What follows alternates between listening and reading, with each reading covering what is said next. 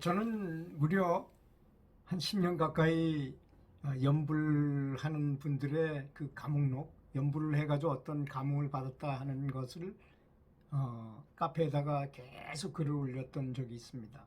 지금도 요즘도 알고 있습니다만은 그것은 사실 다른 연불하는 분들의 도움을 주기도 하지만 제 스스로도 그걸 보고 굉장히 명상하고 싶은 이런 의욕이 많이 올라가는 것을 스스로 느끼겠더라고요.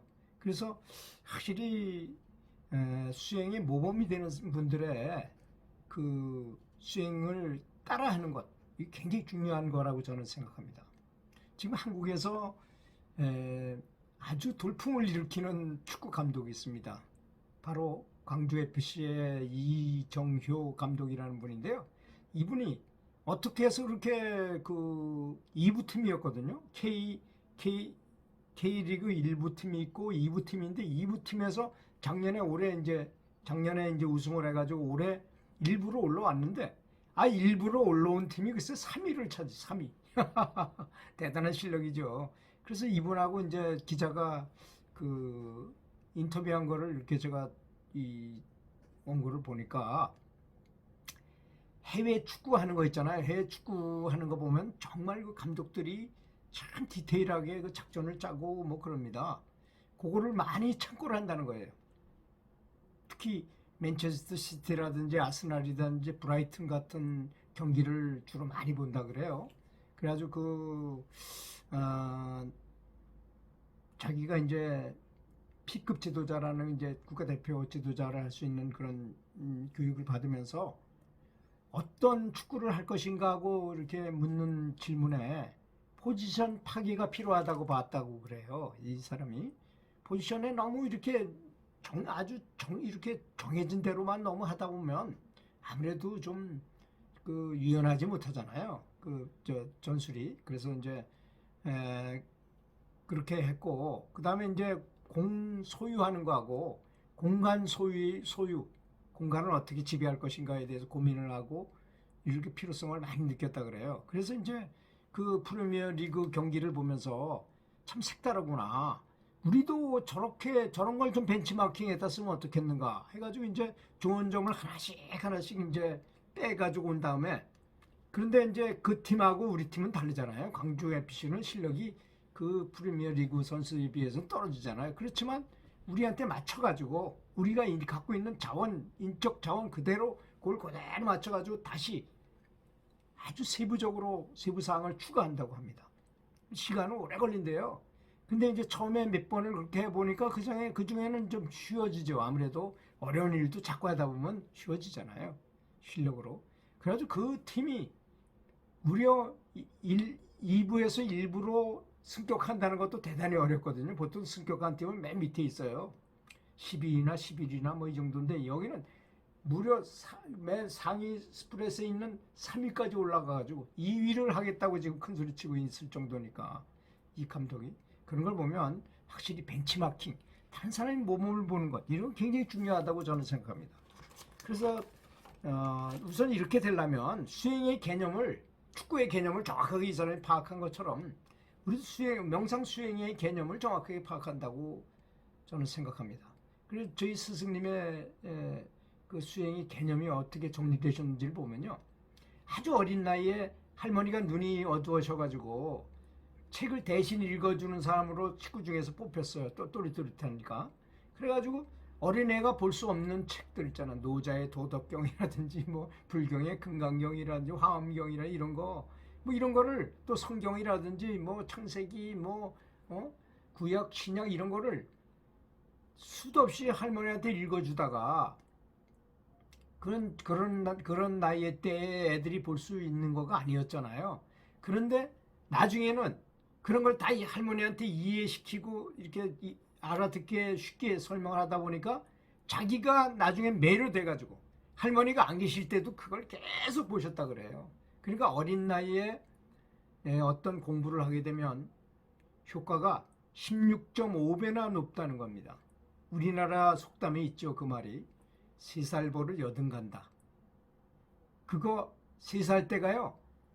이 뇌를 96%까지 발달시킬 때 3살 때까지 되는 거예요.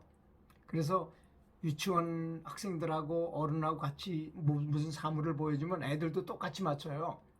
저 사람 좋은 사람이 나쁜 사람, 저거 재밌는 거다 아니다, 잘한다 못한다 다 알아요. 걔네도 96%나 발달돼 있기 때문에 그렇다는 거죠. 그러니까 중요한 거는 3살 버릇 8 가는 거니까 3살 때까지 그 교육이, 어린 시절의 교육이라는 게 엄청나게 중요하다는 거죠. 이강인 선수가 그 나라라 슈트레에 보면 그 조그만 어린 그 나이에 이미 축구 실력이 월등했어요. 그래서 지금 나중에 한다고 그래서 그 실력이, 그런 실력을 다시 만들 수 있지 않습니다. 그건 안 돼요. 그걸 뭐라 그러냐, 가능력 체감 법칙이라 그래요. 나이가 어릴수록 할수록 점점 효과가 높다는 거, 나이가 점점 많을수록 배우면 점점 효과가 늦어진다는 것을 말하는 겁니다. 예를 들어서 5살에 축구를 시작한 사람을 100점이라고 보면 7살에 시작하면 95점으로 떨어져요. 95%밖에 도달할 수가 없다는 것입니다. 나이가 30 된 사람은 60% 이상 따라갈 수가 없어요. 그래서 우리는 다 알고 있는 사실이죠. 탁구나 배드민턴 배우러 가면, 내가 30 넘은 사람이 가서 배우러 가서 열심히 배운다 하더라도 선수 출신한 조하고 절대로 같이 할 수 없어요. 그래서 선수 출신 조는 따로 하고 아마추어 조들은 아마추어대로 아주 성격하게 분리돼가지고 합니다. 그게 가능 능력 체감 법칙 때문에 그러는 겁니다. 그래서 어린 나이에, 그래서 이제 아이를 명상 영재로 키우고자 한다면 어린 나이에 그런 교육을 많이 시키는 것도 굉장히 바람직할 것 같습니다.